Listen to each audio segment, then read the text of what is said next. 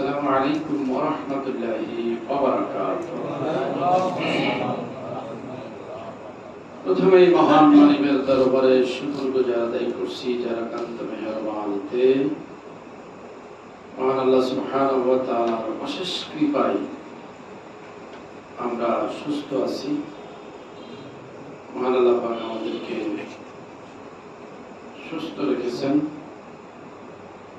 এজন্য তার দরবারে শুকরগুজার আদায় করছি আলহামদুলিল্লাহ। সুস্থতা বিরাট বড় নিয়ামত।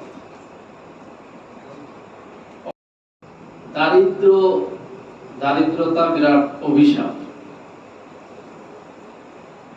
অভাব না আসলে সচ্ছলতার মর্যাদা বোঝা যাবে না, ঠিক না? আল্লাহ পাক আমাদেরকে সুস্থ রেখেছেন, এটি আল্লাহ পাকের একটা নিয়ামত, বিরাট বড় নিয়ামত। এজন্য আমরা শুকরগুজার আদায় করছি আলহামদুলিল্লাহ। অভাব মানুষকে কুফরের দিকে নিয়ে যায়। অভাব মানুষকে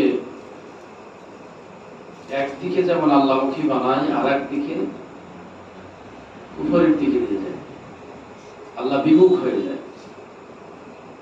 মানুষের মাথা ঠিক থাকে না, পেটে খাবার না থাকলে মানুষের মাথা ঠিক থাকে না, হিতাহিত জ্ঞান শূন্য হয়ে যায়। কোনটা হালাল কোনটা হারাম এটা দেখার অবকাশ আর থাকে না। এই জন্য আল্লাহ ইসলামে অর্থনীতি দিয়েছেন, যে ইসলামী অর্থনীতি যদি সমাজে প্রতিষ্ঠিত হয় তাহলে অভাব থাকবে না। এই জন্য ইসলাম আগে গোড়ায় আঘাত করেছে। মানুষের সমস্যা কোন জায়গায়, সমস্যা দূর করার জন্য প্রথমেই ব্যবস্থা নেওয়া হয়েছে, ঠিক না? চিকিৎসা বিজ্ঞানের একটা থিম হলো যে রোগের সূত্রপাত, কি কারণে অসুখ হয়েছে, কারণ খুঁজে আগে বের করে দেওয়া, এরপরে ট্রিটমেন্ট দেয়, ঠিক না? রোগের কারণটা কি, মূল উৎসটা কি, এটা খুঁজে বের করা একটা ডাক্তারের প্রধানতম দায়িত্ব। কারণ সূত্র খুঁজে পেলে অসুখ নির্মূল করা সম্ভব। ওই জন্য সমাজে দারিদ্রতা কেন আসে, কি কারণে আসে, আল্লাহ পাক এই জন্য প্রথমে এটা শনাক্ত করেছেন, এরপরে তার ট্রিটমেন্ট দিয়েছেন জাকাত ভিত্তিক অর্থনীতি, ইসলামী অর্থনীতি। এই অর্থনীতি যদি সমাজে বাস্তবায়ন হয় তাহলে সমাজে দারিদ্রতা থাকবে না, অভাব থাকবে না। কিন্তু আমরা গ্রহণ করি নাই, ঠিক না? সেটা গ্রহণ করি নাই, যার কারণে সমাজে এত বৈষম্য সৃষ্টি হয়ে আছে। ধনীদের হাতে টাকা আছে, গরিবদের হাতে টাকা নাই। সমাজে বিশেষ এক শ্রেণীর মানুষ, শুধু তারাই টাকার মালিক, বা তাদের হাতেই শুধু টাকা যাচ্ছে, বা তাদের হাতেই টাকা আছে, ঠিক না? আর অধিকাংশ মানুষ তারা দারিদ্র সীমার একেবারে নিম্নে অবস্থান করে, নিচে অবস্থান করে। ইসলামী অর্থনীতি প্রতিষ্ঠিত হলে সমাজে এই বৈষম্য থাকবে না এবং দারিদ্রতা থাকবে না। আমি যে কথা বলছিলাম যে সমাজে দারিদ্রতা সৃষ্টি না হলে সচ্ছলতার মর্যাদা বা সচ্ছলতার যে গুরুত্ব এটা আমরা উপলব্ধি করতে পারবো না। অসুস্থ না হলে সুস্থতার মূল্যায়ন যে কতখানি এটা আমরা বুঝতে পারবো না। মানুষ যখন সুস্থ থাকে বেপরোয়া চলে না, বেপরোয়া চলে, যা খুশি তাই করে, সুস্থ শরীর। কিন্তু যখন অসুস্থ হয় তখন বুঝতে পারে কি না হারিয়েছে। সম্মানিত ভাইরা, তাহলে এই যে রুজি রুটি দেওয়া, উত্তম রিজিক পাওয়া, এটা আল্লাহর পক্ষ থেকে বিরাট নিয়ামত। সুস্থতা পাওয়া এটা আল্লাহর পক্ষ থেকে বিরাট নিয়ামত। এই জন্য আমরা আবারও শুকরগুজার আদায় করছি, আলহামদুলিল্লাহ। দরুদ ও সালাম বর্ষিত হোক প্রিয় নবী, প্রিয় নেতা মুহাম্মদুর রাসূলুল্লাহ সাল্লাল্লাহু আলাইহি ওয়াসাল্লামের প্রতি। আমরা সকলেই বলছি সাল্লাল্লাহু আলাইহি ওয়াসাল্লাম। আমরা দোয়া ও মাগফিরাত কামনা করছি আমাদের সেই সমস্ত প্রিয়জন, আমাদের সেই সমস্ত স্বজনদের জন্য, দিনদার পরেজগার মুত্তাকি ভাইদের জন্য, যারা ঈমানের সাথে বিদায় নিয়ে গেছেন, যাদের অবদান এই পৃথিবীতে অনেক। একসময় তারা কঠোর পরিশ্রম করেছেন দিনের জন্য, দুনিয়ার জন্য, যাদের অবদান অস্বীকার করার মতো নয়। আমাদের সেই সমস্ত দিনদার পরেজগার মুত্তাকি ভাইদের জন্য আমরা দোয়া করছি, আল্লাহ পাক তাদের সকলকেই ক্ষমা করে দিন, জান্নাতুল ফেরদাউসের মেহমান হিসেবে কবুল করে নিন। আমরা সকলেই বলছি আমিন। সম্মানিত ভাইরা, আমরা গত জুমাতে সূরা ইউনূস শেষ করেছি। আজকে আমরা সূরা হুদ আলোচনা শুরু করব ইনশাআল্লাহ। এই সূরাটি মাক্কি সূরা, রাসূলের মাক্কি জীবনে নাযিল হয়েছে। মাক্কি জীবনের একবারে শেষের দিকে এসে নাযিল হয়েছে। অত্যন্ত গুরুত্বপূর্ণ একটি সূরা। এই সূরাতে এমন একটি আয়াত আছে যে আয়াতের ব্যাপারে আল্লাহ রাসূল সাহাবী বর্ণনা করেছেন, বিশেষ করে আবু বকর সিদ্দিক রাদিয়াল্লাহু তাআলা আনহু বর্ণনা করেছেন। ওই আয়াতটি যখন নাযিল হলো, ফাস্তাকিম কামা উমিরতা, আল্লাহ পাক বলেছেন যে তুমি, আমি যা আদেশ করেছি সে আদেশের পরে তুমি স্থির থাকো, দৃঢ় থাকো, অটল থাকো। এই আয়াতটি আমাকে বুড়া বানিয়ে দিয়েছে। সাহাবীরা একদা বললেন, আল্লাহ রাসূলকে জিজ্ঞাসা করলেন, আল্লাহ রাসূল, আপনি কেন বুড়া হয়ে যাচ্ছেন? আপনার দাড়ি চুল পেকে যাচ্ছে। তখন আল্লাহ রাসূল বললেন, সূরা হুদ আমাকে বুড়া বানিয়ে দিয়েছে। এই সেই সূরা। এখানে হুদ আলাইহিস সালাম এবং তার কওমের আলোচনা করা হয়েছে। এই সূরাটি মাক্কি জীবনের একবারে শেষ পর্যায়ে এসে এই সূরাটি নাযিল হয়। এই সূরাতে অনেকগুলো নবী রাসূলদের আলোচনা এসেছে। আমরা সেই আলোচনা ধারাবাহিকভাবে শুনব ইনশাআল্লাহ, এবং প্রত্যেকটা আয়াত থেকে আমরা শিক্ষা নেওয়ার চেষ্টা করব। আল্লাহ পাক আমাদের সকলকে তৌফিক দান করুন, যাতে আমরা সূরা হুদ থেকে প্রকৃত শিক্ষাগুলো নিয়ে আমাদের জীবনটা সেভাবে আমরা সাজাতে পারি। আল্লাহ আমাদের সকলকে কবুল করুন। আমরা সকলে বলছি আমিন। আসুন, বিতাড়িত মরদুদ শয়তান থেকে আল্লাহ পাকের নিকট আশ্রয় কামনা করে নিচ্ছি। সকলেই পড়ে নিচ্ছি, আউযু বিল্লাহি মিনাশ শাইতানির রাজীম, বিসমিল্লাহির রহমানির রহিম। বিতাড়িত মরদুদ শয়তান থেকে আল্লাহ পাকের নিকট আশ্রয় কামনা করছি। পরম করুণাময় দয়ালু আল্লাহ পাকের নামে শুরু করছি।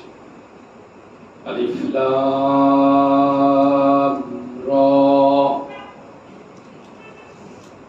আলিফ লাম রা এগুলো হরফে মুকাত্তাআত, বিচ্ছিন্ন হরফ বলা হয়েছে। 29টি সূরার শুরুতে এই হরফে মুকাত্তাআত এসেছে।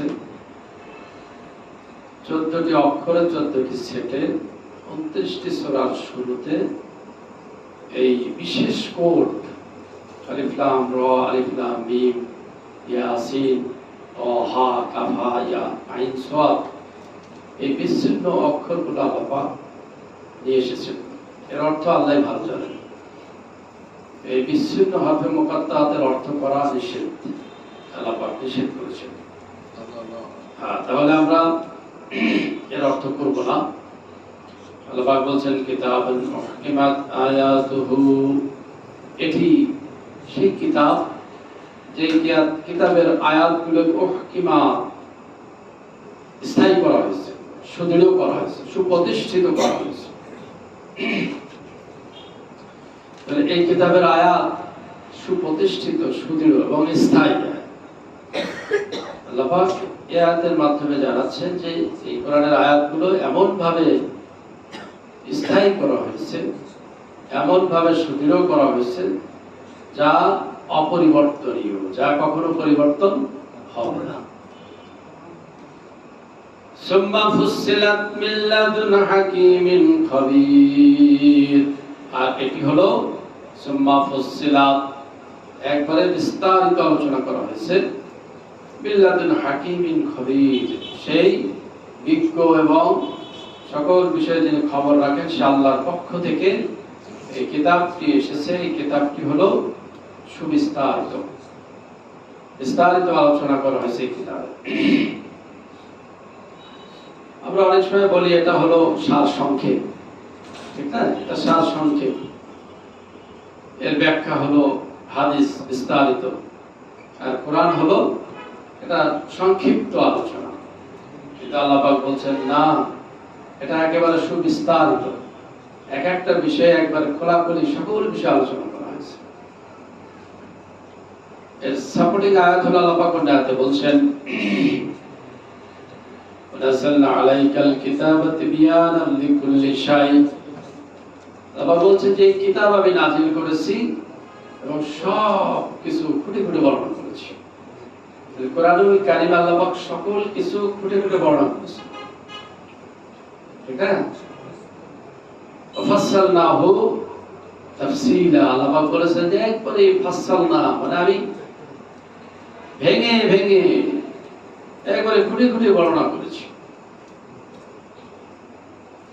কোরআনুল কারীমের একটা বিষয়ের আলোচনা একাধিকবার এসেছে এবং এক এক জায়গায় একটু বেশি, কোন জায়গায় একটু কম, কোন জায়গায় একটু বেশি, কোন জায়গায় একটু অতিরিক্ত কথা বলা হয়েছে। তার মানে সব আয়াতগুলো এক জায়গায় করলে ওই বিষয়ে বিস্তারিত আলোচনা।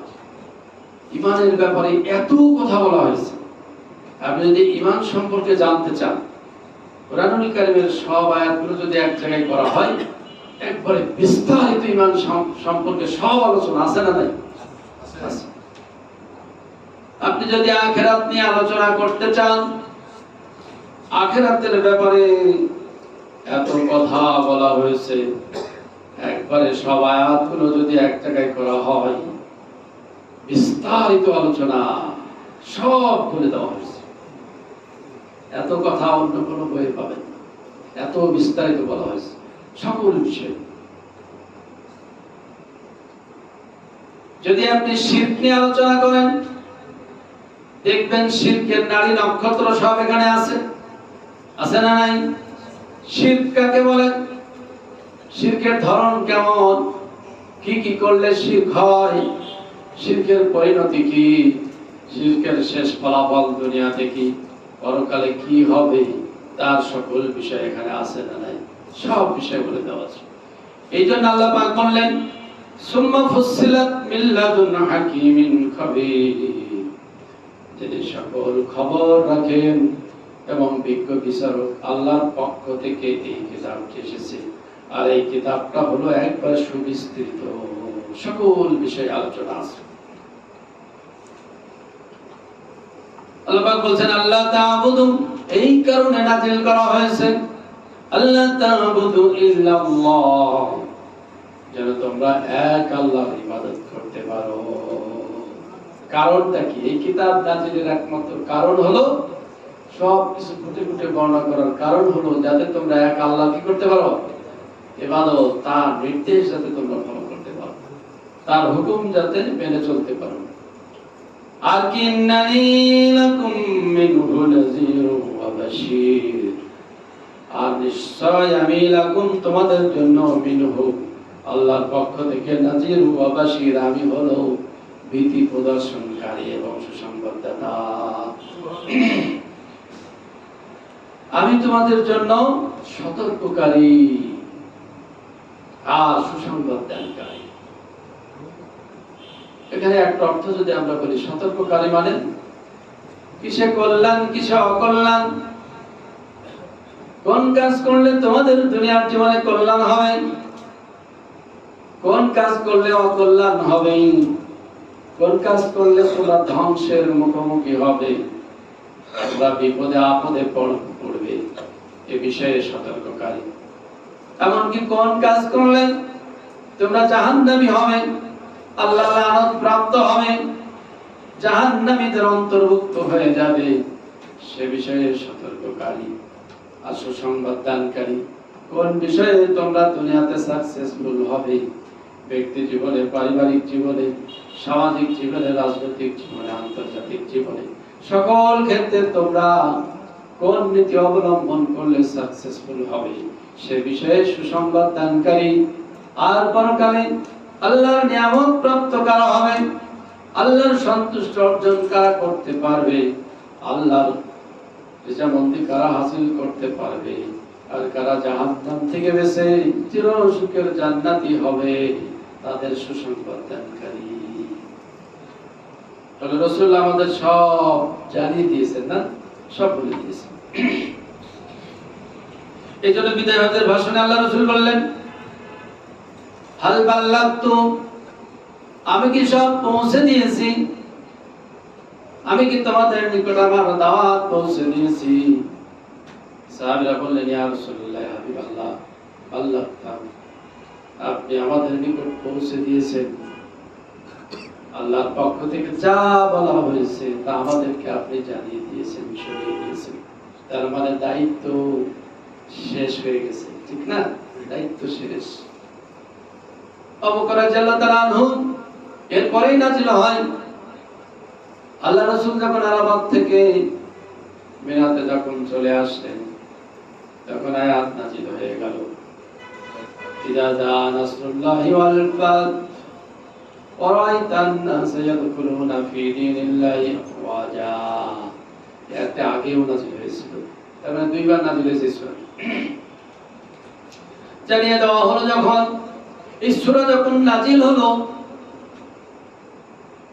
আবু বকর রাদিয়াল্লাহু তাআলা আনহু তখন কাঁদছেন, অজর নয়নে কেঁদে বুক ভাসিয়ে দিচ্ছেন। সাহাবীরা বললেন যে এই কান্নার কারণটা কি? সূরা নাসর নাযিল হয়েছে, কান্নার কি আছে? আবু বকর রাদিয়াল্লাহু তাআলা আনহু বললেন, আমি বুঝতে পেরেছি এই সূরার মাধ্যমে আল্লাহ রাসূলের সমাপ্তি, অর্থাৎ জীবনের সমাপ্তি, কর্মকাণ্ডের সমাপ্তি ঘটানো হয়েছে। তার মানে রাসূল বিদায় নেবেন, আমরা রাসূল থেকে এতিম হয়ে যাব। অর্থাৎ এই সূরার মাধ্যমে জানিয়ে দেওয়া হলো রাসূলের মিশন শেষ হয়েছে। রাসূল সব দায়িত্ব তিনি বুঝিয়ে দিয়ে তারপরেই তো বিদায় নিয়েছেন, ঠিক না? কারণ আল্লাহ পাক বলছেন, বাল্লিগ মা উনজিলা ইলাইকা মির রাব্বিক ওয়া ইল্লাম তাফআল ফামা বাল্লাগতা রিসালাতাহু। আল্লাহ পাক এই আয়াতে জানিয়ে দিয়েছেন, ও নবী, যা আল্লাহর পক্ষ থেকে নাযিল হয়েছে তা তুমি মানুষের কাছে পৌঁছে দাও। বাল্লিগ মানে পৌঁছে দাও, দাওয়াত দাও, তাবলীগের কাজ করো। যা আল্লাহর নিকট থেকে নাযিল হয়েছে তা মানুষকে জানিয়ে দাও। ওয়া ইল্লাম তাফআল ফামা বাল্লাগতা রিসালাতাহু, যদি তুমি না পৌঁছে দাও, একটা আয়াতও যদি তোমার পৌঁছানো না হয়, তাহলে তোমার রিসালাতের দায়িত্বই পালন হবে না। তার মানে বোঝা যাচ্ছে রাসূলের যখন সময়ের ঘন্টা শেষ হয়ে গেছে, অর্থাৎ কুরআনুল কারীমের সব আয়াত তখন মানুষের সামনে পেশ করা হয়ে গেছে। আল্লাহ রাসূল তখনই ইন্তেকাল করেছেন, ঠিক না? প্রিয় বন্ধুগণ, আল্লাহ পাক বললেন, উম্মাত আয়াতুহু, এই আয়াত, এই কোরআনের আয়াত এত সুপ্রতিষ্ঠিত, এই আয়াতগুলো দুনিয়ার কোনো মানুষ জিন এটাকে পরিবর্তন করতে পারবে না। ঝড় যেমন খেজুর গাছকে উপড়াতে পারে না, গাছের ভিতরে যত গাছ আছে তার ভিতরে শক্তিশালী এবং শক্ত ভিত্তির পরে দাঁড়িয়ে থাকে খেজুর গাছ, ঠিক না বলো? খেজুর গাছ খুব মজবুত, ঝড়ে এটা তুলে ফেলতে পারে না। এদের হাদিসে দৃষ্টান্ত দেওয়া হয়েছে খেজুর গাছের। তদ্রূপ এই কোরআনের আয়াত এত প্রতিষ্ঠিত, এর শিকড় এত নিচে, এটাকে কেউ পরিবর্তন করতে পারবে না। আল্লাহ পাক বলছেন, এই কোরআন নাযিল করেছি, কারণটা কি? কারণ হলো আল্লাহ তাআবুদু ইল্লাল্লাহ, যেন তারা আল্লাহর ইবাদত করতে পারে, দাসত্ব করতে পারে। কোরআন এসেছে মানুষকে ইবাদত শেখানোর জন্য। কোরআন এসেছে কি করার জন্য? ইবাদত শেখানো। কিভাবে ইবাদত করতে হবে, কার ইবাদত করতে হবে, ঠিক না? কার ইবাদত করতে হবে, কিভাবে করতে হবে, সব বর্ণনা আছে না? আছে, সব বর্ণনা আছে।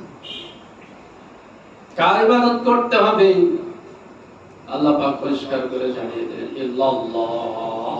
কার? আল্লাহ। কিন্তু আমরা কার ইবাদত করি? আল্লাহর ইবাদত হচ্ছে না, আল্লাহর ইবাদত হচ্ছে না।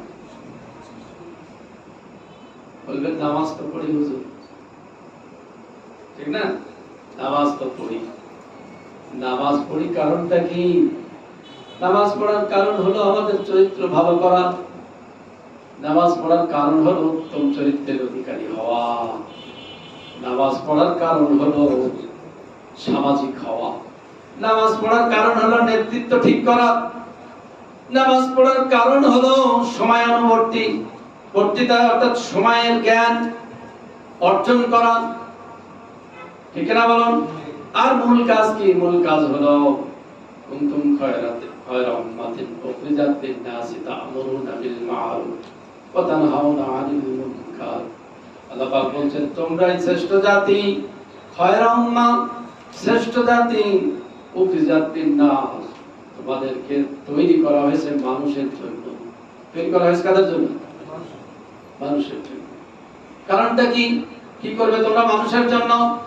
তা'মুরুনা বিল মা'রুফ, ন্যায় কাজের আদেশ দিবেন।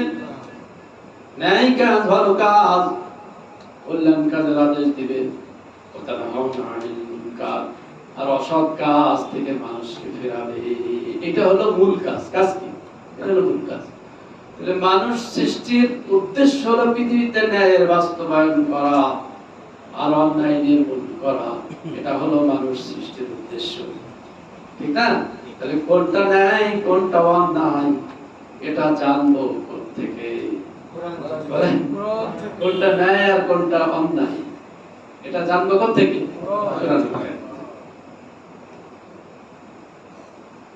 কোরআনই হলো আমাদের একমাত্র ন্যায় অন্যায়ের কিতাব, ঠিক না? ন্যায় অন্যায় পার্থক্য করার কিতাব হলো এই কোরআন। কারণ আল্লাহ পাক বলেছেন শাহরুল রমাদানাল্লাযী উনজিলা ফীহিল কুরআন হুদাল লিন-নাস ওয়া বায়িনাতিন মিনাল হুদা ওয়াল ফুরকান। এই যে বলা হলো না যে রমজান মাসে কোরআন নাযিল করা, সেই কোরআন হলো হুদাল লিন-নাস, মানুষের জন্য পথ নির্দেশক, ওয়া বায়িনাতিন মিনাল হুদা, ওই পথের সুস্পষ্ট বর্ণনা, ওয়াল ফুরকান, আর কোরআন হলো সত্য মিথ্যার পার্থক্যকারী কিতাব হলো এই কোরআন। কোনটা সত্য কোনটা মিথ্যা, কোনটা ন্যায় কোনটা অন্যায় এটা বলে দিবে কে? এটা বলে দিবে কে? কোরআন। তাহলে কোরআনই সংবিধান, ঠিক না বলুন? কোরআনই তো সংবিধান। কিন্তু আমরা গ্রহণ করি নাই, আমরা কোরআনকে গ্রহণ করি নাই। কোরআনের কথা বললেই মানুষের ভুরু কুঞ্চিত হয়, কোরআনের কথা বললেই মুখটা ছোট হয়ে যায়, ঠিক না? একজনের প্রশংসা করলে দেখবেন সে কি করে? খুশি হয়। প্রশংসা করলে খুশি, তাই বলেন তারপর সবই ভালো কিন্তু তারপর এই কাজটা খারাপ, তার মনটা খারাপ হয়ে যাবে, তার ভুল করছে। এই যে ভুল করছে, সবই ভালো, আপনি বলেন তাদের কথা বলবেন, তারপরে তার কিছু গুণকীর্তন করবেন, খুশি, দেখবেন মুখটা হাস্যোজ্জ্বল। যেই বলবেন সবই ভালো কিন্তু আপনারা তো আল্লাহর আইন মানেন না, মনটা ভাস করা আছে। এই আয়াতের কিছুক্ষণ পরেই পাবেন তাদের সদরটা তোরা ভাস করে দেয়। ভাস করা কাকে বলে? ভাস করা মানে সবই ভালো, শুনছে খুব আনন্দে যে তোমার সব ভালো, তোমার ছেলে মেয়ে ভালো, তোমার কাজকর্ম ভালো, সবই ভালো, কিন্তু তুমি ওর সাথে খারাপ আচরণ করো, এই মুখটা অন্তরটা ভাস হয়ে গেল, তাই না? এই যেই বলার সাথে সাথে সবই ভালো, তোমার কর্মকাণ্ড ভালো, সব ভালো, তোমার লেখাপড়া ভালো, তোমার ডিগ্রি ভালো, কিন্তু তোমার একটা জিনিস খারাপ, ওর সাথে ভালো আচরণ করো। একটা ধাক্কা খেয়ে এই যে মনটাকে ভাস করে দেয়, এটাকে কোরআন কারিমে বলা হয়েছে ইয়াসলুনা সুদুরাহুম, তখন তারা তাদের মনটাকে ভাস করে দেয়, অসন্তুষ্ট করে দেয়। এখন সবই ভালো, নামাজও পড়ে, ঠিক না? সুন্দর সফেদ জামা, সাদা জামাও পরে মসজিদের সামনে, মসজিদের প্রথম কাতারে এসেও বসে, জুমার দিনে দেখবেন সবার আগে আসে, সবই ভালো। যেই বল ভাই আপনার সবই ভালো, কিন্তু আল্লাহর আইনের পক্ষে না বিপক্ষে, মনটা তখন সুদূর, তখন তাদের মনটা ভাস হয়ে যায়। আছে না মনটি? আছে না? সব কথাই আল্লাহ কোরআনে বলেছেন। প্রিয় বন্ধুগণ, তাহলে আল্লাহর ইবাদত করার জন্য, আল্লাহর দাসত্ব করার জন্য কিন্তু এই কিতাবটা নাযিল হয়েছে। আল্লাহ পাক বলে দিচ্ছেন যে মুহকিমাত আয়াতুহু সুম্মা ফুসসিলাত বিল্লাদুন হাকিমিন খবীর। এই কিতাবটা এমন একটি কিতাব যে মুহকিমাত, যা একবারে গেঁথে দেওয়া হয়েছে, একবার সুদৃঢ় করা হয়েছে, সুপ্রতিষ্ঠিত করা হয়েছে, যা কেউ ছিঁড়তে পারবে না, কেউ তুলতে পারবে না, ভাঙতে পারবে না। কারণটা কি? আল্লাহ তা'বুদু, কারণ হলো যে তারা যেন আল্লাহর ইবাদত করতে পারে। এর আয়াত যদি টানাছেড়া করত, এই কিতাবের আয়াতগুলো যদি রদবদল করা সম্ভব হতো, এই কিতাবের আয়াতগুলো যদি পরিবর্তন করা সম্ভব হতো, আল্লাহ পাক বলছেন তাহলে তোমরা আল্লাহর ইবাদত করতে পারতে না, ঠিক না? আল্লাহর ইবাদত থেকে তোমরা বিচ্যুত হতে, দূরে সরে যেতে। কেউ যাতে তোমাদেরকে আল্লাহর ইবাদত থেকে দূরে সরাতে না পারে, আল্লাহর বিধান থেকে দূরে সরাতে না পারে, এই জন্য এই কিতাবের আয়াতগুলো আমি এত সুপ্রতিষ্ঠিত করেছি, যা কেউ ভাঙতে পারবে না, কেউ ছিঁড়তে পারবে না, কেউ এটাকে মস্কাতে পারবে না। তার নাম কি? এই মর্যাদা নিয়ে কোরআন এখনো আছে না নাই? বলেন এই ১৫০০ বছরের কারোর ক্ষমতা হয়েছে এই কোরআন পরিবর্তন করা, এর আয়াতকে মুছে ফেলা, ইরেজিং, টেম্পারিং করা ক্ষমতা কারোর হয়েছে? কিন্তু দেখবেন এত প্রশাসন নিযুক্ত থাকে, এত সুন্দরভাবে ভোট হয়, সব হয়, তারপরে উপর দিয়ে ওভার রাইটিং হয় না? হয় না? হয় কিনা বলেন? আচ্ছা ওইটা আমি নাই বলা, ওভার রাইটিং হয় কিনা? তারপর পরিবর্তন করা সম্ভব হয়, কিন্তু আল্লাহ পাক বলেছেন যে না, এটা পরিবর্তন কেউ করতে পারবে না, এটার উপরে কেউ লিখতে পারবে না, এটা কেউ মুছে দিতে পারবে না। আল্লাহর কথা বাস্তবতা আছে না নাই? আছে। বলেন আছে না নাই? কারণটা কি? কারণ আমার ইবাদত থেকে শয়তান যাতে তোমাদেরকে দূরে সরিয়ে দিতে না পারে। কারণ এই কিতাব বাদ দিয়ে যেদিকে যাওয়া সেদিকে সমস্যা আছে না নাই? শয়তান তো আল্লাহর সাথে কসম করে বলেছেন, কসম খেয়েছে শয়তান, ভাবি ইজ্জতি, বলছে আল্লাহ তোমার ইজ্জতের শপথ, লাউবিয়ান্নাহুম আজমাইন, তাদের সকলকে আমি ধোঁকা দিব, গুমরা বানাবো, লাকুদান্না লাহুম সিরাতাকাল মুস্তাকিম। সে ডবল তাকিদ দিয়ে, লামে তাকিদ বলে তাকিদ দিয়ে বলছে অবশ্যই অবশ্যই সিরাতুল মুস্তাকিমে আমি বসে থাকবো, ঠিক না? আল্লাহ জানিয়ে দিলেন তুমি তোমার মতো চেষ্টা করো, ইল্লা ইবাদাকাল মুখলাসিন, কিন্তু যারা আমার মুখলেস বান্দা তাদের তুমি কিছুই করতে পারবে না। সুবহানাল্লাহ। তাহলে যারা মুখলাস বান্দা, আল্লাহর মনোনীত, যারা আল্লাহর পছন্দনীয় বান্দা, তাদেরকে শয়তান ধোঁকা দিতে পারবে না। এখন পছন্দনীয় বান্দা কারা? আল্লাহর মুখলাস বান্দা কারা? যারা কোরআনের সাথে আছে, আছে না নাই? আছে। যারা কোরআনের সাথে আছে, কোরআন সুন্নাহ নিয়ে যারা আছে, তারা আল্লাহর মুখলাস বান্দা, ঠিক না? বলো, সন্দেহ করার দরকার নাই, সন্দেহ করার দরকার নাই যে আমি মুখলেস কিনা, আমি মুমিন কিনা, ইমানদার কিনা, তাহলে এটাকে বাদ দিতে হবে। এখানে তো বলাই আছে কারা মুমিন, কারা ইমানদার, কারা মুখলিস, সব বর্ণনা এখানে আছে না নাই? আছে। সেই কোয়ালিটি ধারণ করলে আপনি মুখলেস। অনেক সময় সন্দেহ করে, আল্লাহই জানে আমার ইমান ঠিক আছে না নাই, বলেন অনেক সময়, জানি না আমার ইবাদত কবুল হচ্ছে কি হচ্ছে না, বলে কিনা? ইবাদত করার দরকার করে যাচ্ছি, আল্লাহই জানে কবুল হচ্ছে কি, বলে না? এই কথা বলা যাবে না, এটা বলা ঠিক হবে না। আল্লাহ তো জানেনই, তিনি অন্তর্যামী, সবই জানেন, কিন্তু আল্লাহ বলে দিয়েছেন এই সিস্টেমে করো, এই পদ্ধতিতে করো, তাহলে কি হবে? ইবাদত কবুল হবে। আমি আপনাদেরকে বলি নাই যে 8টা শর্ত ইবাদত কবুলের, 8টা শর্ত, 8টা শর্ত পুরা করলে ইবাদত কবুল হবে। 100% না হোক কিন্তু কবুল হবে। এখন ওই যে একাগ্রতা, আন্তরিকতা, ঐকান্তিকতা, মানুষের কর্মনিষ্ঠতা, এই সব কিছু নির্ভর করে তার সওয়াবের কম বেশি হবে। এটা সওয়াবের কম বেশি, কিন্তু আপনার ইবাদত যে কবুল হবে এটা গ্যারান্টি, ঠিক না? আল্লাহ যে শর্তগুলো কোরআন কারিমে দিয়েছেন সেই শর্তগুলো ফুলফিল করতে পারলে ইবাদত কবুল হবে, তবে সওয়াব কম বেশি হতে পারে। প্রিয় বন্ধুগণ, তাহলে ইবাদত হবে কার? ইবাদত হবে এক আল্লাহ। কিন্তু সমস্যা, আমরা তো ইবাদতই বুঝি না। ইবাদতই তো বুঝি না। ইবাদত কি জিনিস সেটাই তো আমরা বুঝি। আমি ব্যক্তি জীবনে সালাত আদায় করবো, সিয়াম পালন করবো, যাকাত ফরজ হলে যাকাত দিব, এনা ঠিক না? মনে করে এই আমার হয়ে গেল ইবাদত, ইবাদত শেষ, আমার ইসলাম পালন হয়ে গেছে। না, ইসলাম হলো একটা জীবন ব্যবস্থা। ইসলাম কি? একটা জীবন ব্যবস্থা, একটা দিন, এটা দিন। ইসলাম মানে একটা জীবন ব্যবস্থা। ইসলামকে দিন বলা হয়েছে, ইন্নাদ দীনা ইনদাল্লাহিল ইসলাম। এই যে ইসলামকে কি বলা হয়েছে? দিন বলা হয়েছে। এই ব্যাখ্যা আমি আপনাদেরকে আগে দিয়েছি। তাহলে দিন মানে জীবন ব্যবস্থা, আল্লাহর মনোনীত জীবন ব্যবস্থা হলো ইসলাম। তাহলে ইসলামকে ধারণ করতে হবে না, পুরা দিনকে ধারণ করতে হবে। আমরা ইসলামের কয়েকটা বিষয় ধারণ করেছি, ঠিক না? কিন্তু না, পুরা কোরআন জুড়ে ইসলাম, পুরা কোরআন হলো ইসলাম। পুরা কোরআনই আমাদের মানতে হবে, এটাই হলো আমাদের গাইডলাইন, এটাই হলো আমাদের একমাত্র কি সংবিধান। এখন সেটা আপনারা মিলিয়ে দিবেন প্রিয় বন্ধুগণ, আমার জীবনের সাথে মিলছে কিনা। যেমন আজকে আসছিলাম, একজন বললেন একজনের 4 ছেলে, না 4 ছেলে, 3 ছেলে এবং 3 ছেলের বৌমা খেদমত করে না, তারা বাপ মাকে দেখাশোনা করে না, এক ছেলে করে, ওই ছেলেকে সম্পত্তি সব লিখে দিয়েছে। ফতোয়া যাচ্ছে, ফতোয়া কি হবে বলেন তো আপনারা? ফতোয়া কি? আপনারা ফতোয়া দেন, ঠিক হবে? এটা কি ঠিক হবে?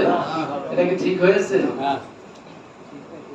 3 ছেলেকে ফাঁকি দিয়ে এক ছেলেকে সব লিখে দিয়েছে। উনি তো নামাজ পড়েন, যে ইবাদত বন্দি করেন, হজও করে এসেছেন, মনে করেন যে আমি তো একদম মুসলিম, ভালো পাকা ইমানদার মুসলিম, ভালো কাজই করেছি, ওরা আমার দেখে না, ওদের দিলাম না। ঠিক আছে তো? ঠিক আছে তো? এখন দেখেন কি হবে। আল্লাহ পাক ফতোয়া দিয়ে দিয়েছে, আল্লাহ পাক ফতোয়া কোরআনুল কারীমে দিয়েছে। এই জন্য কোরআন জানা ফরজ, না জানলেও কত সমস্যা হবে। মদিনায় ঘুরে এসেছে, মক্কাতে ঘুরে এসেছে, আল্লাহর ঘর জিয়ারত হয়তো করেছে, কিন্তু এত বড় একটা অন্যায় করে বসেছে, জাহান্নামে চলে যাবে, সারা জীবনের সমস্ত আমলগুলো নষ্ট হয়ে যাবে, বরবাদ হয়ে যাবে, ঠিক না? আল্লাহ পাক বলছেন সূরা নিসার 13 নম্বর আয়াত, আল্লাহ পাক বলছেন এই যে ফরাইজি সম্পদ কিভাবে বন্টন করতে হবে, কারা কত অংশ পাবে, সে অংশ বর্ণনা করার পর আল্লাহ পাক বলছেন তিলকা হুদুদুল্লাহ, এটা হলো আল্লাহ পাকের হদ, সীমানা, আইন। এই হদ মানে কি? আল্লাহর আইন। ফামান ইউতিউল্লাহ ওয়া রাসূলহু, যে ব্যক্তি আল্লাহ এবং তার রাসূলের ইতাআত করলো, অনুসরণ করলো, ইউদখিলুহু জান্নাতিন তাজরি মিন তাহতিহাল আনহার, আল্লাহ পাক বলেন তাদেরকে তিনি জান্নাতে দাখিল করে দিবে। তারা জান্নাতে প্রবেশ করবে, যার তলদেশ দিয়ে নহর জারি থাকবে, খালিদিনা ফিহা, কতকাল থাকবে? অনন্তকাল, সেখান থেকে আর বের হওয়া লাগবে না। ওয়াযালিকাল ফাওজুল আযীম, আর এটা হলো মহান সফলতা। এরপর আল্লাহ পাক বলছেন আমায়াসিল্লাহ ওয়া রাসূলহু, যে ব্যক্তি আল্লাহ এবং তার রাসূলকে অস্বীকার করে, অমান্য করে, অর্থাৎ আল্লাহ যে বিধান দিলেন, ফরজ বিধান, এই বিধান যারা মানে না, ওয়ায়াতাআদ্দা হুদুদাহু, এবং আল্লাহর এই আইন যারা অমান্য করে, এই হদকে যারা সীমা লঙ্ঘন করে, ইউদখিলুহু নারান খালিদান ফিহা, আল্লাহ পাক তাদেরকে স্থায়ী আগুনে প্রবেশ করিয়ে দিবে। আযাবুম মুহিন, আর আল্লাহ পাক বলতেন আযাবুম মুহিন, কতই না নিকৃষ্ট আযাব, কতই না ধ্বংসযোগ্য আযাব, ঘৃণিত আযাব, অনন্তকাল সে আযাবে তাদেরকে থাকা লাগবে। এই জন্য ভাইরা সবই করলো, সালাত আদায় করলো, সিয়াম পালন করলো, হজ করলো, কিন্তু জীবনে একটা বড় ভুল করে ফেলেছে। তার ফারাইজি সম্পদ যেভাবে বন্টন করার দরকার করে নাই, যাবে কোথায় বলেন? খারাপ হচ্ছে নাকি? আল্লাহর আইন, আল্লাহর আইন। এইভাবে কত আইন যে আমরা লঙ্ঘন করছি, কত বিধান যে আল্লাহ লঙ্ঘন হয়ে যাচ্ছে, ঠিক না? ছেলে মেয়ে জন্ম দিয়েছেন, আল্লাহর নিয়ামত। আল্লাহ আপনাকে দান করেছেন, কারোর ছেলে দিয়েছেন, কারোর মেয়েও দিয়েছেন, আবার কারোর দুইটাই দিয়েছেন, ঠিক না বলুন? তাহলে ছেলে মেয়েটা আল্লাহর নিয়ামত, আল্লাহর পক্ষ থেকে এটা বিরাট একটা অনুগ্রহ দান। আল্লাহ পাক বলেছেন এই ছেলে মেয়েকে কি করবা?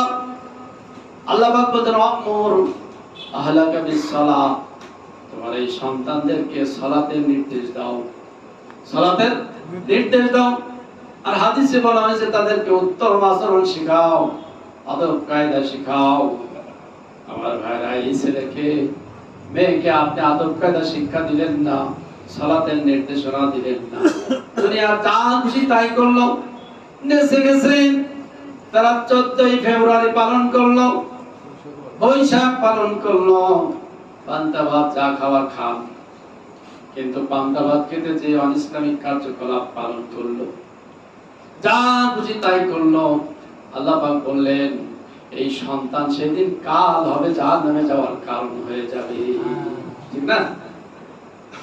ছেলে মেয়ে হয়েছে আর খুশিতে একেবারে আহ্লাদে বাগবাগ হওয়ার কোনো উপায় নাই, সুযোগ নাই। এই সন্তানই জাহান্নামে দিয়ে যাবে, পিতামাতার সব আমল বরবাদ হয়ে যাবে, ঠিক না বলো? তাহলে সন্তানকে ভালো আদব শিক্ষা দিতে হবে, সন্তানকে ভালো মানুষ বানাতে হবে। তাহলে পিতামাতার দায়িত্ব সন্তানকে আদব শিক্ষা দেওয়া, ভালো মানুষ বানানো, নামাজি বানাতে হবে, তাদেরকে নামাজি বানাতে হবে। তাহলে যারা করছে না তারা ভুল করছে কিনা বলেন? সকালে ঘুম ভাঙলে সন্তানের শরীর খারাপ হবে, মেয়ের শরীর খারাপ হবে, ওই জন্য ডাকে না, দরজা খুলে নিজে আস্তে করে মসজিদে চলে আসে, আর ছেলে মেয়ের 7টা 8টা পর্যন্ত ঘুমাচ্ছে, হয় কিনা বলেন? প্রায় ফ্যামিলিতে হয়। তাহলে এই যে কোরআনের আদেশ লঙ্ঘন হয়ে যাচ্ছে না, আল্লাহ পাকের ফরজ বিধান লঙ্ঘন হয়ে গেল। ঘুম থেকে উঠে সালাত আদায় করলে হবে না? বলেন হবে? বিশেষ কারণে কেউ ডাকে নাই, অ্যালার্ম বাজানো কোনো সুযোগ নাই, সেই এখন তো অ্যালার্ম বাজানোর সুযোগ আছে না? নাই। এখন সালাত কাজা হলে আল্লাহর কাছে বলার কিছু নাই, ঠিক না? কিন্তু যখন অ্যালার্মের যুগ ছিল না, ঘুম ভাঙানোর কোনো ব্যবস্থা ছিল না, তখন যদি ফজরের ঘুমের কারণে ফজরের সালাত ছুটে যায় তাহলে আল্লাহ পাক সেটা ক্ষমা করবেন। কিন্তু এখন যদি 7টার দিকে উঠে কেউ ফজরের সালাত আদায় করে, হবে না? বলেন ইন্না সালাতা কানাত আলাল মুমিনিনা কিতাবাম মাওকুতা। আল্লাহ পাক বলেন প্রত্যেকটা সালাত সময়ের সাথে সম্পৃক্ত, সময়ের সাথে। ওই সময় পার হয়ে গেল, সালাত কাজা হয়ে গেল, ঠিক না? ওই কাজা আদায় করলেও হবে না, কাম হবে না, আল্লাহর কাছে মাফ চাইতে হবে, তওবা করতে হবে। ওই উমরি কাজা বলেন আর যাই বলেন, এটা আদায় করলে ওটা কাফারা হবে না? হবে? নির্দিষ্ট সময়ের সাথে সালাত সম্পৃক্ত, বড় ধরনের তরক হয়ে গেছে, লঙ্ঘন হয়ে গেছে, ফরজ লঙ্ঘন হয়ে গেছে। এখন ফরজ তরক হলে তওবা ছাড়া মাফ হবে? তওবা ছাড়া এই উমরি কাজায় শুধু হবে না, তওবা করতে হবে। উমরি কাজা পড়লে পড়েন, কিন্তু তওবা শর্ত। তওবা কি শর্ত? তওবা না করলে মাফ হবে না, কারণ সালাত নির্দিষ্ট সময়ের সাথেই সম্পৃক্ত। সময় চলে যাবে, কাজা হয়ে যাবে। প্রিয় বন্ধুগণ, তাহলে যে কথা বলছিলাম, এরপর আল্লাহ পাক কি বলছেন?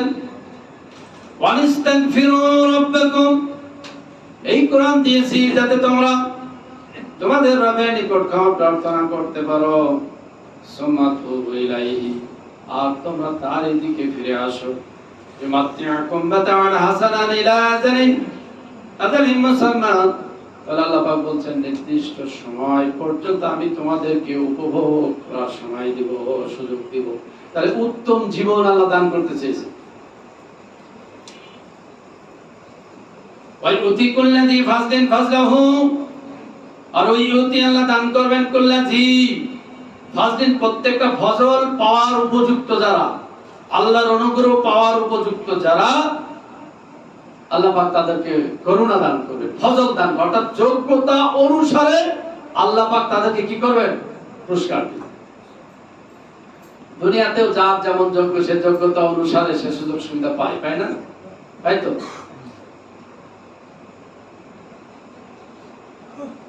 একজন normal inter pass, BA pass, সে চাকরি করতে পারে হাই স্কুলে, ঠিক না? কলেজে পারবে করতে না। তাহলে কলেজের লেকচারার হতে হলে তাকে কমপক্ষে অনার্স পাস করা লাগবে, 4 বছর মেয়াদী অনার্স লাগবে, ঠিক না? যোগ্যতা। তাহলে এটার যোগ্যতার ব্যাপার আছে। তাহলে নরমাল ইন্টার পাস, ডিগ্রি পাসের ছেলেরা কলেজের লেকচারার হতে পারবে। আবার বিশ্ববিদ্যালয়ের প্রফেসর হওয়ার জন্য শর্ত মাস্টার্স পাস করতে হবে।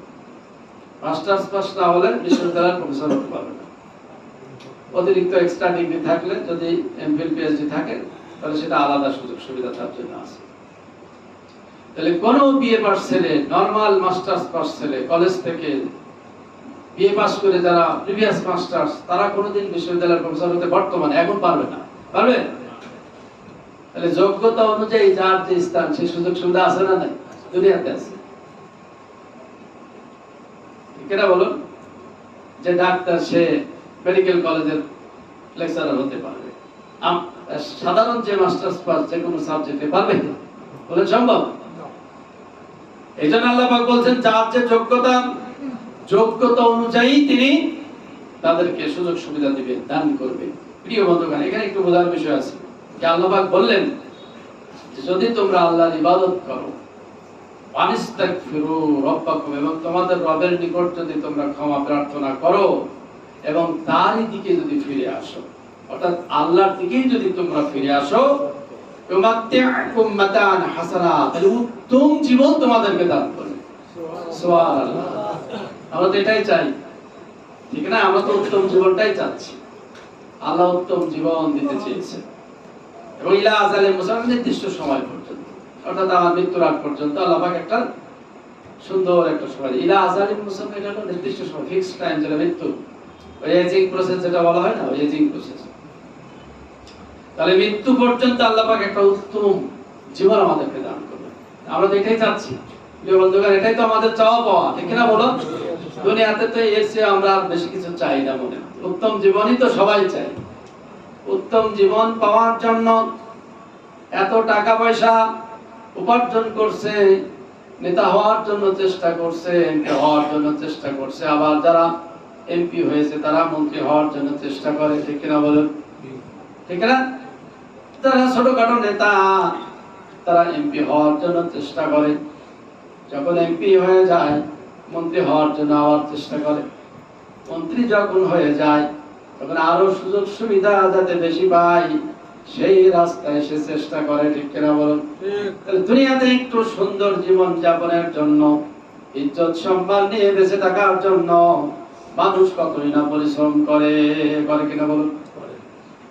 তাহলে সুন্দর একটা জীবন দরকার। আল্লাহ পাক প্রতিশ্রুতি দিলেন, এটা আল্লাহ পাকের অঙ্গীকার, যদি তোমরা আল্লাহর ইবাদত করো আর যদি তার নিকট মাফ চাও, ক্ষমা চাও, আর যদি তারই দিকে ফিরে আসো, তাহলে আমি তোমাদের একটা উত্তম জীবন দান করব। মৃত্যু পর্যন্ত সুন্দর একটা জীবন আমি তোমাদেরকে উপহার দিব। শুধু তাই নয়, ওয়ায়ুতিম কুল্লাযী ফাজলিন ফাজলাহু, আর অনুগ্রহ প্রাপ্ত যারা যোগ্য, অর্থাৎ অনুগ্রহ হওয়ার উপযুক্ত ব্যক্তিরা, তাদের মানে যোগ্যতা অনুযায়ী তাদেরকে অনুগ্রহ করা হবে। উপযুক্ত ব্যক্তিদের প্রতিদান দেওয়া হবে, তাদের যোগ্যতা অনুযায়ী তাদের প্রতিদান তাদেরকে দেওয়া হবে। একজন সাধারণ মানুষ যদি বিরাট সুযোগ সুবিধা পায়, হবে না, ঠিক না বলুন? হবে না। আবার একজন অনেক যোগ্যতা সম্পন্ন মানুষ, তারও কর্মের কারণে তার সুযোগ সুবিধা হারিয়ে যেতে পারে, পারে কিনা বলুন? প্রত্যেকটা মানুষ অত্যন্ত যোগ্য, আল্লাহ নিকট থেকে যোগ্যতা নিয়ে এই পৃথিবীতে এসেছে। বলবেন হুজুর কেমনে? আল্লাহ পাক বলেন ফালামাহা ফুজুরাহা ওয়া তাকওয়াহা। আল্লাহ পাক ইলহামের মাধ্যমে প্রত্যেকটা মানুষকে কোনটা ভালো আর কোনটা মন্দ, ন্যায় অন্যায়ের জ্ঞান শিক্ষা দিয়ে পৃথিবীতে পাঠিয়েছে, ঠিক কিনা বলুন? কোনটা ন্যায় কোনটা অন্যায় এটা মানুষ জানে। এই জ্ঞান প্রত্যেকের সমান, সমান আছে না নাই? এরপরে কিছু বৈষয়িক জ্ঞান, সাধারণ জেনারেল নলেজ, জেনারেল নলেজ সেটা পৃথিবীতে লেখাপড়া করে অর্জন করতে হয়, ঠিক না? জেনারেল নলেজটা যার যত বেশি কমন সেন্স তার তত উৎকর্ষিত হবে। তার জেনারেল নলেজ যার যত বেশি কমন সেন্সটা তার কি হবে? ততটা উৎকর্ষিত হবে। আবার এটা ধ্বংস হয়ে যেতে পারে, আল্লাহর দেওয়া কমন সেন্স হারিয়েও যেতে পারে। আল্লাহ পাক বলেছেন ওয়াকাদ কাবা ওয়াকাদ খাবা। আল্লাহ পাক বলেন ফালাহামা ফুজুরাহা ওয়া তাকওয়াহা ক্বাদ আফলাহা মান যাক্কাহা ওয়া ক্বাদ খাবা মান দাসাহা। ঠিক না? আল্লাহ পাক বললেন যে ব্যক্তি কমন সেন্সকে কাজে লাগাবে, কমন সেন্সকে যে ব্যক্তি ব্যবহার করবে, সে ব্যক্তি সাকসেসফুল হয়ে যাবে, সফল কাম হয়ে যাবে। ওয়া ক্বাদ খাবা মান দাসাহা। আর যে ব্যক্তি কমন সেন্স অর্থাৎ আকলকে যে ব্যক্তি অবদমিত করবে, সে ব্যর্থ হয়ে যাবে, সে সাকসেসফুল হতে পারবে না, ঠিক না? কমন সেন্স যার উৎকর্ষিত, সে সঠিক সিদ্ধান্ত নেবে, সিদ্ধান্ত নিতে ভুল হবে না। আর সিদ্ধান্ত যদি সঠিক হয়, রেজাল্ট হবে কি? ভালো রেজাল্ট হবে না? সাকসেসফুল হয়ে যাবে। একজন মানুষ তার কমন সেন্স যদি অবদমিত হয়, শুধু ভুল করবে, শুধু ভুল করবে, ঠিক না? শুধু ভুল ভাল বলে ফেলবে, বলছে না মানুষ? শুধু ভুল ভাল বলে ফেলে, অনেক জায়গা আছে এমন কমন সেন্স অবদমিত। মেহরবানি করে একটু সামনের জায়গাগুলো একটু পুরা করে বসুন, ফাঁকা জায়গাগুলো, জি ফাঁকা জায়গাগুলো একটু পুরা করে বসুন, যেখানে বসা যায়। আবার কারো ঘাড়ে পড়ে বসাবে না, একটু মেহরবানি করে। ঘাড় ডিঙিয়ে আসাও ঠিক নাই, ঘাড় ডিঙিয়ে আসা ঠিক নাই। এটা বলা হয়েছে যে এক ধরনের, মাইন্ড করবেন না, এটা বেয়াদবি, বেআদব মানে কি? আদবহীন, এটা ঠিক না। যে যখন আসবে সে সেখানে বসবে, ঠিক না? যে আগে আসবে সে আগে বসবে, যে পরে আসবে সে পরে বসবে। কিন্তু এমন ফাঁকা জায়গা আপনারা রাখেন যার কারণে আবার পিছন দিক থেকে আসে। এটা একটু খেয়াল করতে হয় যে আমরা যারা আগে আসবো তারা কাতার মধ্যে সামনে বসে যাবো, হ্যাঁ, জায়গাটা পুরা করে বসে যাবো। যারা পিছিয়ে আসবে তারা পিছিয়ে বসবে। এখানে সম্মান অসম্মানের কোনো বিষয় না, আল্লাহর ঘর, সবার মর্যাদা সমান, ঠিক না বলো? পিছিয়ে বসলেও মর্যাদা যা, সামনে বসলেও মর্যাদা। যদি হাদিসে বলা হয়েছে কিছু আল্লাহ সুযোগ সুবিধা দিবেন, যে সামনে আসবে তার একটা এক্সট্রা বেনিফিট আছে, আছে না? এক্সট্রা বেনিফিট আছে। তাহলে এটা একটা সুযোগ। অর্থাৎ সবাই তো ভালো পুরস্কার চায়, চাই কিনা বলুন?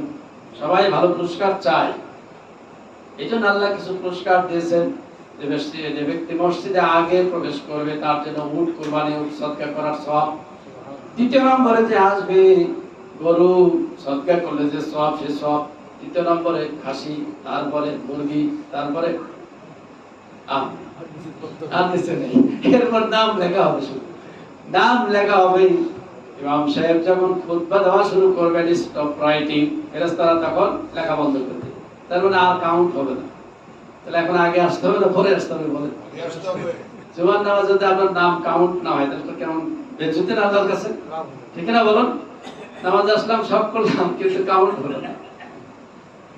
এদিকে আমরা একটু খেয়াল রাখবো ইনশাআল্লাহ। যাক, এর ফাঁকে আমরা একটু কথা বলে দিলাম। প্রিয় বন্ধুগণ, তাহলে যে কথা বলছিলাম যে উত্তম জীবন, উত্তম জীবন তো আমরা চাই, উত্তম জীবন চাচ্ছি। উত্তম জীবন যদি আমরা একটু খেয়াল করি, মধ্যযুগ বলেন অথবা আদিম যুগ বলেন, এগুলো তো আসলে সোশ্যাল সায়েন্সের মানে ভাষা, ধ্যান ধারণা। আদিম যুগ, তারপরে লৌহ যুগ, ঠিক না? এরপরে মধ্যযুগ বা অন্ধকারের যুগ, আধুনিক যুগ, প্রস্তর যুগ, এসব আছে না? হ্যাঁ, কিছু প্রস্তর যুগ আমরা বলি যে যারা এক সময় পাহাড়ে গুহায় বাস করতো, হ্যাঁ, আধুনিক সভ্যতা ছিল না, যারা বিবস্ত্র অবস্থায় বসবাস করতো তাদের আমরা বলি। কিন্তু পৃথিবীতে মানুষ কি বিবস্ত্র অবস্থায় এসেছে? বলেন বলেন, পৃথিবীতে মানুষ কি বিবস্ত্র অবস্থায় এসেছে? না। পৃথিবীর প্রথম মানুষ তো নবী, প্রথম মানবই তো নবী, ঠিক না? তাহলে আমরা তো নবীর বংশধর।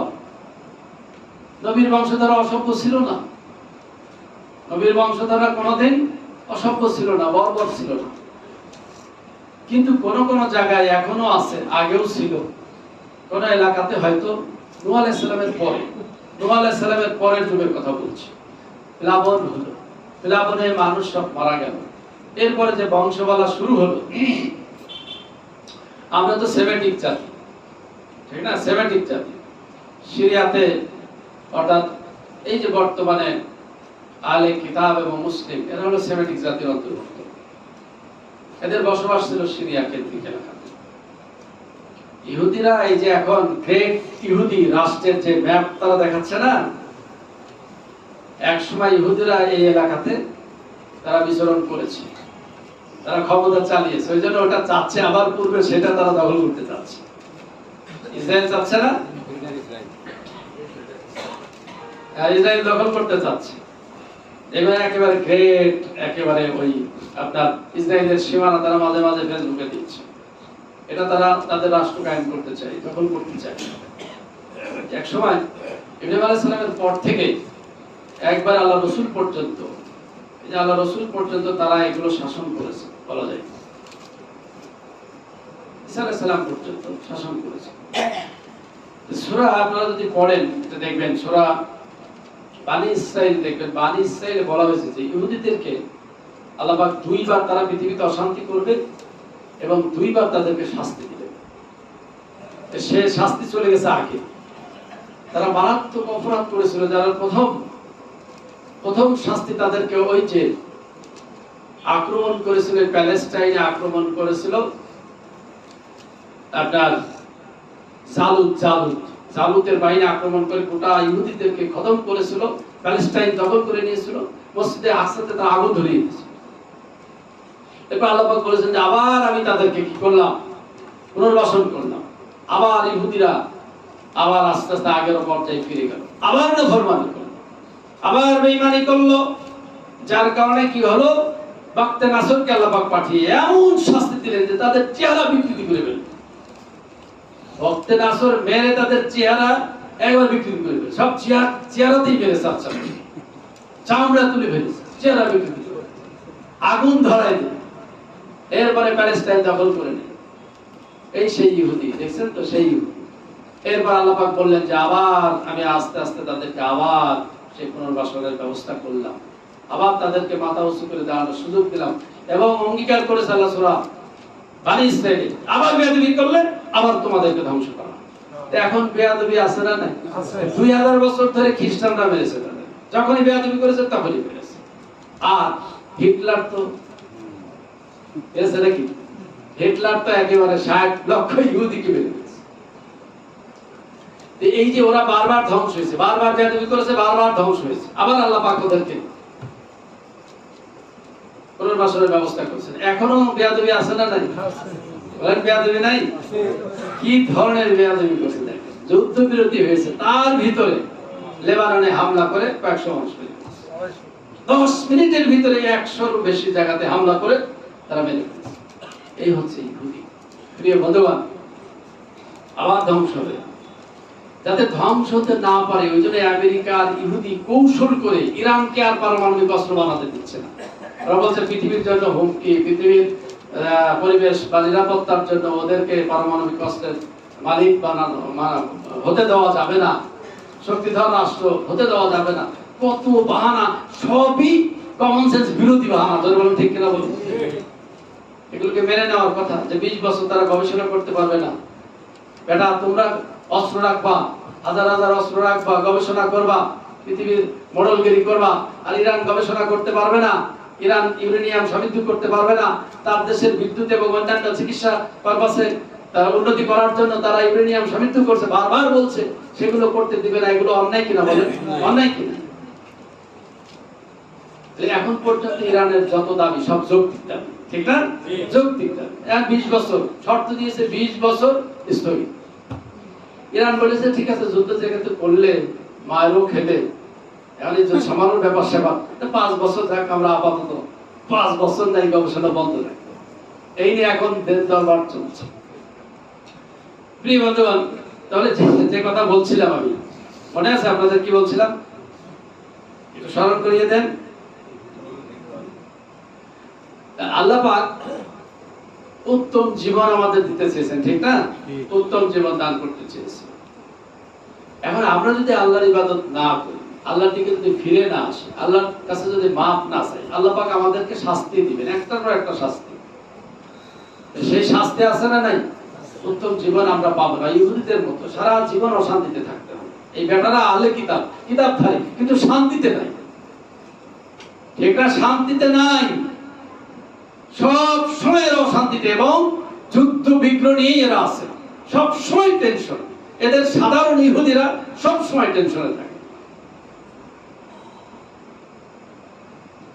আল্লাহ পাক আমাদেরকে বলছেন, যদি উত্তম জীবন যদি চাও, দুনিয়াতে শান্তি স্বস্তি যদি নিরাপত্তা পেতে চাও, আমার ইবাদত করো, আমার দাসত্ব করো, আর আমার এদিকে ফিরে আসো, আমার কাছে মাপ চাও, তাহলে একটা সুন্দর জীবন দান করব। চাই কিনা সুন্দর জীবন? চাই তো আমরা? সুন্দর জীবন আমরা চাই। প্রিয় বন্ধুগণ, এই জন্য আল্লাহর দাসত্বের বিকল্প কিছু আছে? বলেন বিকল্প কিছু? আল্লাহর দাসত্ব করতে হবে। দাসের ব্যাখ্যাটা দিয়ে শেষ করি। দাস অর্থ হলো আব্দুল, মানে দাস। আবাদা ইয়াবুদু, ইবাদত করা, দাসত্ব করা। দাসত্ব মানে হলো আব্দুল। দেখেন, এটা অত্যন্ত সম্মানিত। আল্লাহর আব্দ হতে পারা অত্যন্ত সম্মানের বিষয়। নবী রাসূলগণ নিজেদেরকে আল্লাহর আব্দ পরিচয় দিয়েছেন। আব্দ পরিচয়, ঈসা আলাইহিস সালাম আল্লাহর আব্দ পরিচয় দিয়েছেন। আব্দ পরিচয় দিতে তিনি লজ্জাবোধ করেন নাই, সে কথা দেখবেন সূরা নিসাতে আছে। তাহলে আব্দুল হতে পারা এটা অত্যন্ত সম্মানের বিষয়। সবাই আব্দুল নয়, ঠিক না? আব্দুল কারা? যে আল্লাহর দাসত্ব করে, তার জীবন যৌবন সব আল্লাহর নিকট সমর্পণ করেছে। কুল ইন্না সালাতি ওয়া নুসুকি ওয়া মাহইয়ায়া ওয়া মামাতি লিল্লাহি রাব্বিল আলামিন। আল্লাহ পাক বলেন, ও রাসূল তুমি বলো, নিশ্চয় আমার সালাত, আমার কুরবানি, আমার বেঁচে থাকা এবং আমার মরে যাওয়া, জীবন এবং মরণ সবটাই কার জন্য? বলেন, সবটা কার জন্য? আল্লাহ পাক বলেন, বলো ওয়া নাহনু লাহু মুসলিমুন, শুধুমাত্র আমরা আল্লাহর জন্যই আত্মসমর্পণকারী। যারা আল্লাহর নিকট আত্মসমর্পণ করেছে তারা হলো আব্দ। তারা কি? আব্দুলের মর্যাদা পেয়েছে। তাহলে আল্লাহ পাক বলছেন যে এইভাবে যারা আল্লাহর নিকট সমর্পণ করে, আল্লাহর আইন ব্যবস্থার নিকট আত্মসমর্পণ করে, তারা হলো আব্দুল। এইভাবে যারা ইবাদত করে এবং আল্লাহর নিকট মাপ চায়, ভুল হলে মাপ চাইব কার নিকট?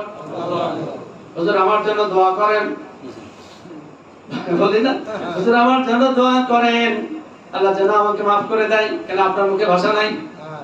ভাষা নাই? এখন আমরা আরেকজনকে দিয়ে দোয়া করি। বিপদ হয়েছে বাড়িতে, বিপদ মুসিবত অ্যাটাক করেছে, হুজুরদেরকে নিয়ে এসে, ভাড়া করা হুজুরদেরকে নিয়ে এসে আমরা এখন দোয়া করাই। হুজুর আমার মাইন্ড করে চলবে না। দোয়া করা তো আল্লাহ পাক বলেছেন, এটাও ভালো কাজ, দোয়া করানো যাবে, কিন্তু আগে নিজের করতে হবে তো, নাকি? বলেন, পিপাসা লেগেছে আমার, এখন যদি আমি হুজুরকে বলে, হুজুর আপনি পানি খান, পানি পান করেন, তাহলে হুজুর পানি পান করলে হুজুরের পিপাসা নিবারণ হবে। আমার তৃষ্ণা লাগলে আমাকে এই পানি পান করতে হবে, ঠিক কিনা বলুন? এটা দোয়া হবে কার কাছে? আল্লাহ পাক বলেন যে যদি তোমরা আমার ইবাদত করো আর আমার কাছে যদি মাপ চাও, দোয়া করো, আর আমারই রাস্তায় যদি ফিরে আসো, তাহলে উত্তম জীবন দান করব। সুবহানাল্লাহ। উত্তম জীবন পাওয়ার আমরা রাস্তা পেয়ে গেলাম। মহান আল্লাহ আমাদের সকলকে তৌফিক দান করুন, যাতে আমরা দুনিয়াতে সুখে শান্তিতে মৃত্যু পর্যন্ত যাতে আমরা সুখে শান্তিতে থাকতে পারি, পরকালে যাতে আযাবে জাহান্নাম থেকে বাঁচতে পারি। দুনিয়াতে ভালো না থাকলে পরকালে ভালো থাকা যাবে না, এটা শুনে নিন। এই যারা বলে না দুনিয়ার জীবন যা হয় হোক, পরকালে জান্নাত পেলেই হবে, মিথ্যা হবে না। দুনিয়াতে আগে আপনাকে ভালো থাকতে হবে। আল্লাহর ঘোষণাটা যে দুনিয়াতে ভালো থাকতে হবে, তাহলে পরকালেও ভালো থাকবে। কারণ দুনিয়াতে ইমানদার হলে আপনি এমনি ভালো থাকবেন, ঠিক না বলুন? ইমানদার হলে ভালো থাকবেন, পরকালেও ভালো থাকবেন।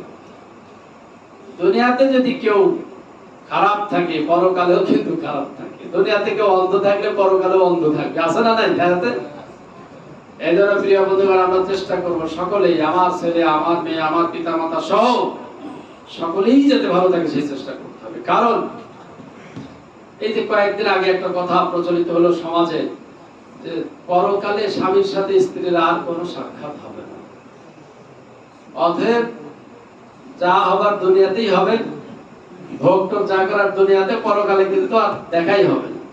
একটা অপপ্রচার সমাজে ছড়িয়েছিল না কয়েকদিন আগে। মিথ্যা কথা, অসত্য কথা। সংসদের ভাষা মিথ্যা কথা বলা যাবে না, অসত্য কথা। এখানে কি অসত্য কথা? কারণ আল্লাহ পাক বলছেন উদখুলুল জান্নাতা, না উদখুলুল জান্নাতা আজওয়াজুহুম, আছে না? তুহবারুন, একসাথে তোমাদের স্ত্রীদের সাথে তোমরা জান্নাতে প্রবেশ করো, আছে না? উদখুলুল জান্নাতা ওয়া আনতুম আজওয়াজুকুম, তোমরা জান্নাতে প্রবেশ করো তোমাদের স্ত্রীদেরকে সাথে নিয়ে। তুহবারুন, সানন্দে চিত্তে জান্নাতে প্রবেশ করো। তার মানে স্বামী স্ত্রী একসাথে জান্নাতে যাবে। আরেকটা আয়াতে বলা আছে ছেলে মেয়ে পিতা মাতা যদি তারা ঈমানদার হয়, একসাথে তারাও জান্নাতে যাবে। সুবহানাল্লাহ।